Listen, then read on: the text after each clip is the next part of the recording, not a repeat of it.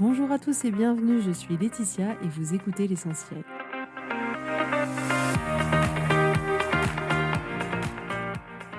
L'essentiel est le podcast de coaching où je partage avec vous les outils et les techniques pour vous permettre d'avancer et d'avoir la vie que vous voulez. Je souhaite vraiment que ce podcast vous inspire et surtout vous encourage à passer à l'action.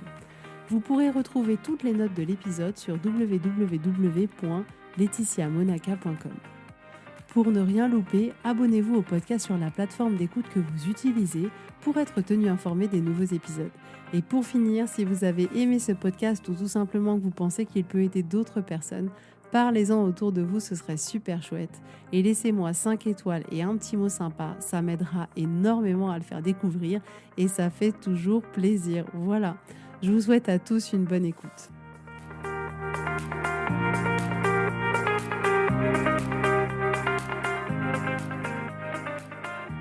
Coucou tout le monde, j'espère que vous allez bien. Je suis très contente de vous retrouver aujourd'hui, encore moi. Je suis là tous les vendredis quand même. Oui, mais je le fais avec très grand plaisir. Et franchement, en vous disant ça, je me dis que je peux quand même prendre le temps de me féliciter pour le chemin parcouru. Et je me dis que j'étais présente tous les vendredis pour faire un épisode. Donc voilà, je tiens à me remercier aujourd'hui et je vous encourage à faire la même chose, à vous féliciter de chaque petit pas que vous faites. N'attendez pas de faire un pas de géant parce qu'en réalité, on fait que très rarement des pas de géant. On fait bien plus une somme de petits pas. Donc félicitez-vous pour chaque pas que vous faites. Et moi, je me félicite aujourd'hui et je félicite la Laetitia d'il y a une semaine, d'il y a 15 jours, qui était là, qui était présente pour publier un épisode. Alors aujourd'hui, on va parler ensemble des pires scénarios. On a souvent l'habitude d'imaginer le pire scénario. Je suis sûre que vous savez de quoi je parle. En toute honnêteté, je dois bien reconnaître que je suis relativement une championne du monde dans cette discipline et que je peux surtout imaginer le pire du pire. Donc on anticipe les scénarios qui pourraient se passer dans l'avenir et bien évidemment, quand on fait ça, on crée pour soi-même beaucoup d'émotions négatives parce qu'on a beaucoup de pensées qui génèrent en nous de l'inquiétude, du doute, de la terreur et donc c'est pas franchement agréable. Donc par exemple, on peut se dire voilà, mais si je monte ma boîte et que je perds tout mon argent et que mon mari me quitte parce que je travaille trop et que du coup je perds tout, on peut se dire aussi, ben voilà, si mon enfant n'a pas le bac, il n'aura pas de job, personne ne voudra de lui, il ne pourra pas construire une belle vie. J'ai par exemple aussi eu une cliente qui était mariée et qui a eu une relation avec un autre homme et elle se disait mais voilà, si mon mari l'apprend, eh ben il va vouloir divorcer et puis financièrement du coup ça va être compliqué, je vais devoir quitter mon appartement, peut-être que je vais finir sous les ponts avec mes enfants et on a comme ça le scénario du pire qui arrive quand on dit et si il se passe ça, alors le pire scénario va se produire. Donc notre cerveau, de par sa constitution, va très facilement nous permettre d'imaginer le pire des scénarios. Mais dans un premier temps, ce que je tiens à préciser, c'est que souvent, on imagine un pire scénario qui a très peu de chances de se réaliser. Donc remarquez déjà dans un premier temps que le pire des scénarios est souvent peu probable. Mais c'est comme ça que notre cerveau fonctionne. Oubliez jamais que tout ce que votre cerveau fait, il le fait pour une bonne raison. Et là, on se dit, ok, c'est quoi la bonne raison pour me faire paniquer à ce point-là? En réalité, ce qui se passe, c'est que votre cerveau essaye de vous prévenir, tout simplement. Il essaye de vous prévenir d'un danger potentiel qu'il peut y avoir. Donc, votre cerveau va vous générer des pensées d'inquiétude pour que vous puissiez vous rendre compte que éventuellement il y a un danger potentiel et que vous puissiez du coup vous y préparer.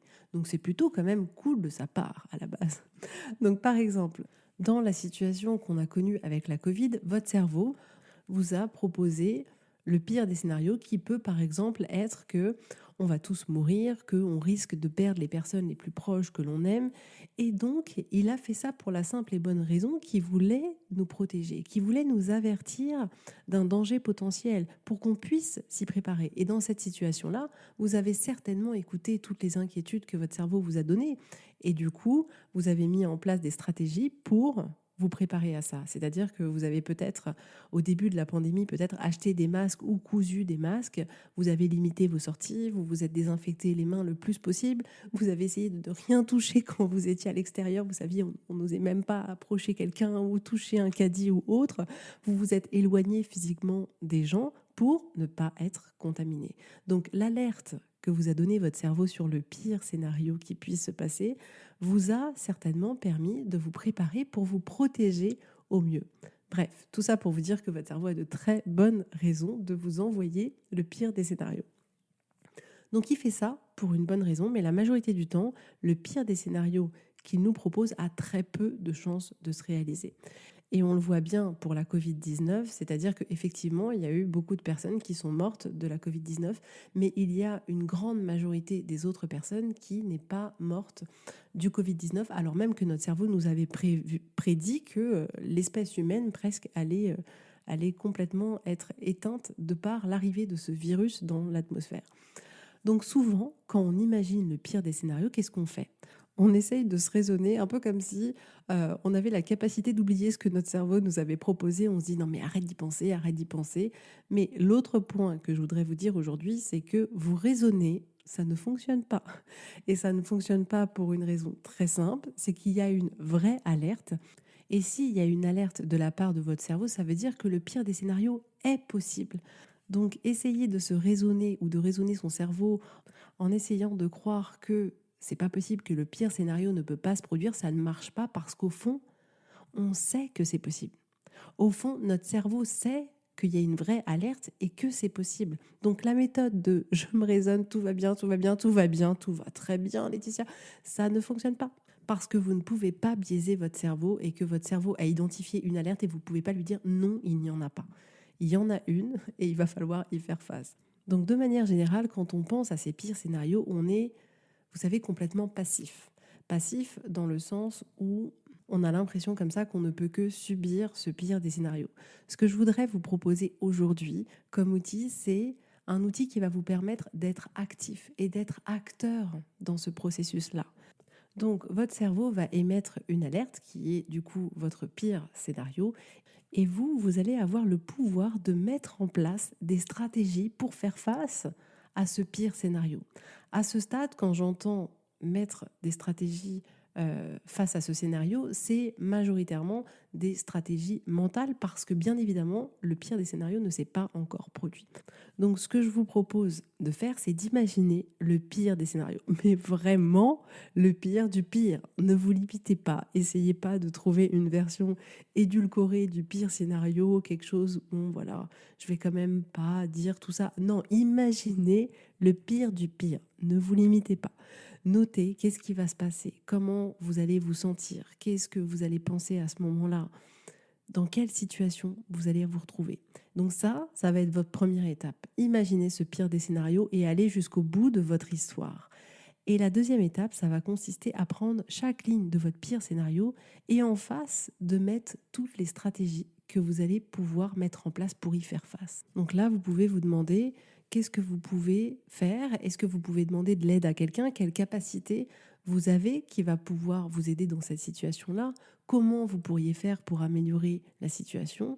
Et voilà, essayez avec votre imagination, avec la personne que vous êtes, avec l'expérience que vous êtes, avec les capacités que vous êtes, de vous dire, OK, si ça se produit, même si ça se produit, je pourrais faire ça.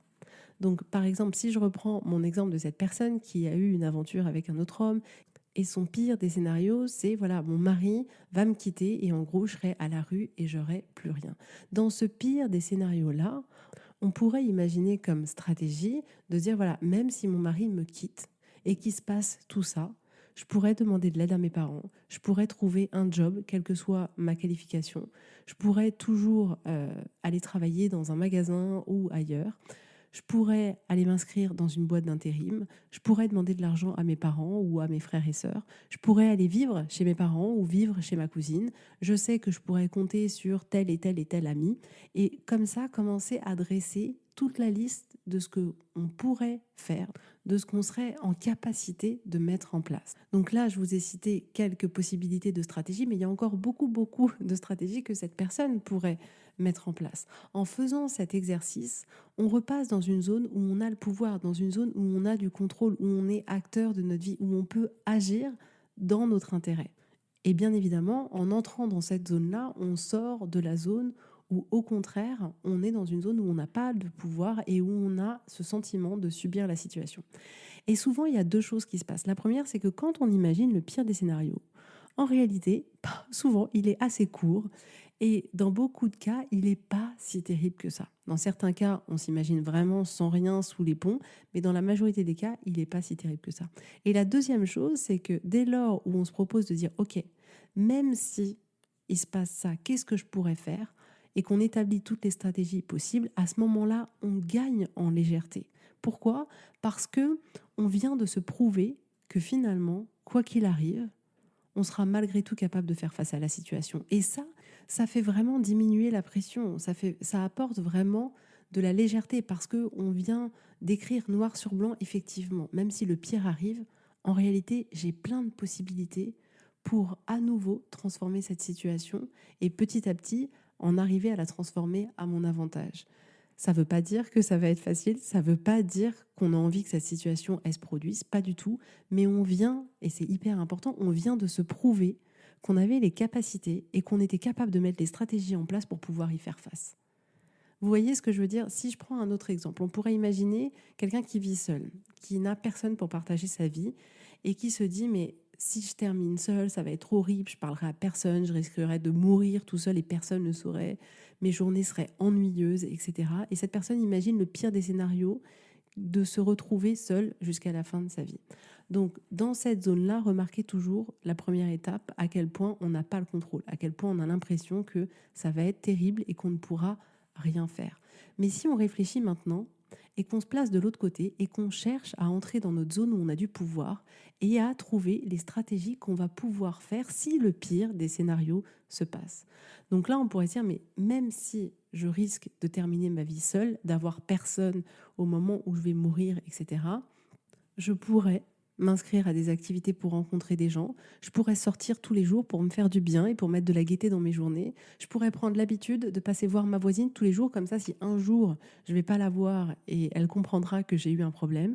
Je pourrais organiser des voyages pour rencontrer des gens, pour découvrir autre chose, pour découvrir d'autres cultures. Je pourrais me lancer dans un projet qui me tient à cœur et que je prendrais du plaisir tous les jours à faire. Et on peut comme ça se proposer de d'écrire un scénario pour faire face à ce scénario catastrophe qu'on imagine et de se dire mais effectivement, même si je suis seule, je pourrais faire tout ça. Et donc là, bien évidemment, on se dit qu'on n'a pas envie que le pire des scénarios se passe, on n'a pas forcément envie de finir seul, mais on se dit, même si on termine seul, en fait, on pourra quand même se créer une belle fin de vie. Vous voyez ce que je veux dire? Donc je vous recommande toujours, dès lors où le pire des scénarios arrive à votre esprit, de ne pas le fuir, de prendre le temps vraiment de l'écouter, de noter quelle alerte il essaye de vous dire. Vraiment, ayez cette curiosité. Comme je vous le dis, votre cerveau, il ne fait pas les choses par hasard. S'il a émis cette alerte-là, c'est qu'il y a une bonne raison. Donc, à vous de découvrir ce sur quoi il veut vous protéger, quelle est l'alerte qui vous déclenche. Et ensuite, vous avez la possibilité d'entrer dans cette zone de pouvoir où vous allez pouvoir définir quelles sont les stratégies que vous allez pouvoir mettre en place si le pire des scénarios était amené à se produire. Donc, pour faire ça, vous pouvez utiliser cette phrase. Même si, trois petits points, je pourrais. Même si je perds mon job, je pourrais me mettre dans une boîte d'intérim, je pourrais remettre mon CV à jour, je pourrais activer mon réseau, je pourrais prendre un emploi en attendant d'en trouver un qui corresponde à mes compétences. Vous pourriez vous dire, même si je ne rencontre pas de compagnon pour partager la fin de ma vie, je pourrais faire des activités, je pourrais m'inscrire dans des associations, je pourrais créer des amitiés avec des personnes qui habitent autour de chez moi. Vous pourriez vous dire, même si mon enfant n'a pas le bac, je pourrais l'aider à trouver sa voie, je pourrais l'emmener voir une conseillère, je pourrais être à son écoute, etc., etc. Mais assurez-vous, à un moment donné, de basculer dans cette zone qui est votre zone de pouvoir. C'est là où vous allez pouvoir décider qu'est-ce qui va se passer pour la suite. Donc je vous recommande là d'essayer de trouver un sujet, un domaine, quelque chose où vous imaginez le pire des scénarios. Et proposez-vous de faire cet exercice-là par curiosité et essayez de vous observer au maximum. Qu'est-ce qui se passe quand vous pensez à ce pire des scénarios? Qu'est-ce que ça vous fait à l'intérieur de vous? Et quand vous essayez de basculer dans cette zone où vous avez votre pouvoir, qu'est-ce que ça vous fait d'imaginer finalement toutes les stratégies que vous pouvez mettre en place et de voir quelle est la différence avant, après et de constater qu'effectivement, vous aurez toujours les capacités de faire face à ce que la vie va vous proposer. Donc voilà pour aujourd'hui. Si vous voulez aller plus loin, si vous voulez tester le coaching sur vous, Si vous voulez changer des choses qui vous tiennent à cœur ou aller en direction de choses qui vous tiennent à cœur, n'hésitez pas, contactez-moi. Ce sera avec grand plaisir. C'est toujours un immense plaisir et honneur de vous accompagner. Vous n'imaginez pas à quel point cette expérience, elle est aussi agréable pour les personnes que je coach que pour moi-même. Donc en tout cas, n'hésitez pas parce que vous comptez, parce que c'est important, parce que vous avez le droit de prendre du temps pour vous, pour créer la vie que vous avez envie de créer. Vous avez le droit de prétendre à une vie qui vous fait kiffer et pas juste à une vie par défaut ou à une vie qui serait un peu le minimum vital. Bon, bah voilà, on se contente de ça. Non, vous méritez beaucoup plus. Donnez-vous cette opportunité de vivre plus, de vivre ce qui vraiment compte pour vous, ce qui est important pour vous, ce qui vous fait du bien, ce qui vous fait vibrer. Rendrez votre expérience de vie extraordinaire. Et ça, vous êtes la seule personne à pouvoir le faire. Voilà pour aujourd'hui, à nouveau. Donc en tout cas, je vous fais à tous plein de gros bisous. Je vous souhaite une très belle journée et je vous dis avec grand plaisir à la semaine prochaine. Bisous, bisous, bye bye.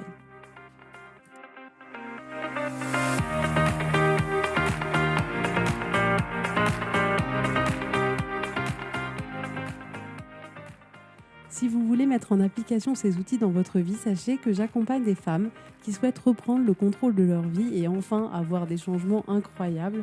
Donc si vous aussi, vous voulez que votre vie change, contactez-moi sur www.laetitiamonaca.com/contact. Je serai ravie de travailler avec vous et de vous accompagner. Vous allez voir, ça va vraiment tout changer.